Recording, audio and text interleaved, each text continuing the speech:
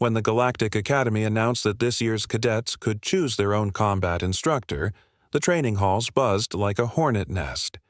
Every species wanted to prove their worth.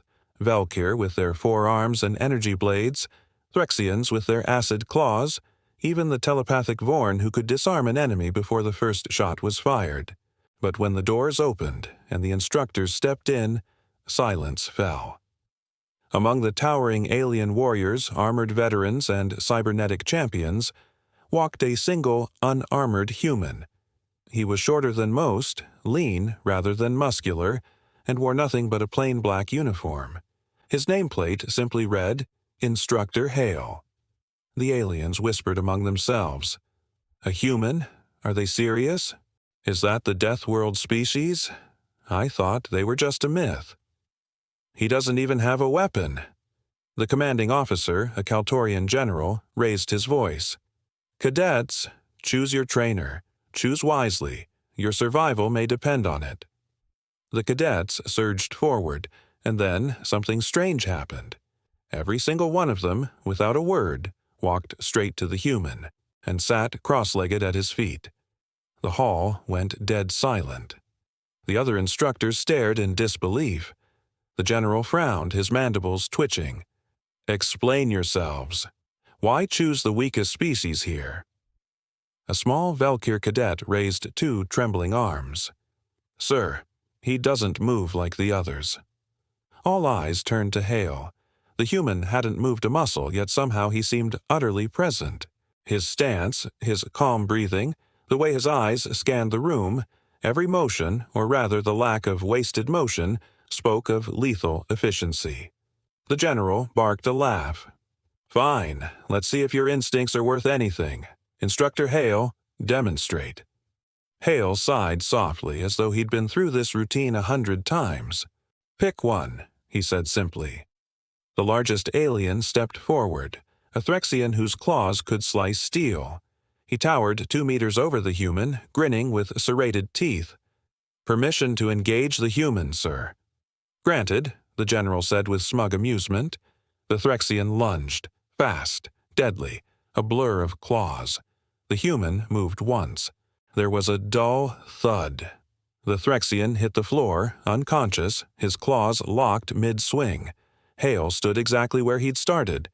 He looked down at the motionless warrior and murmured, You telegraphed the strike. Again.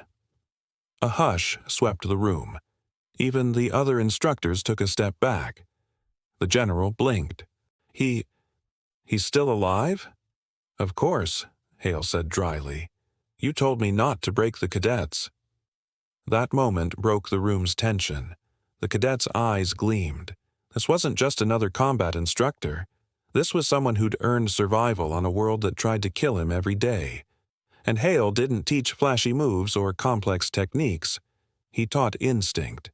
He taught how to think when panicking, how to move when blinded, how to win when every muscle screamed for mercy. He taught them the philosophy of human combat. Simple, brutal, efficient.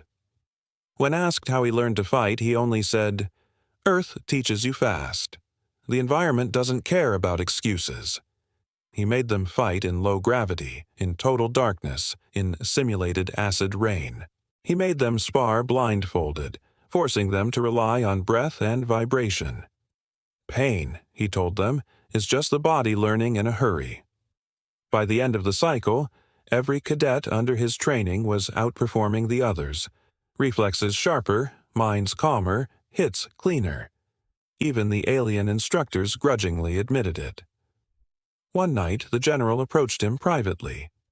I don't understand, human. You're fragile. Your world is primitive. Yet every cadet of yours could take down 2 of mine. How?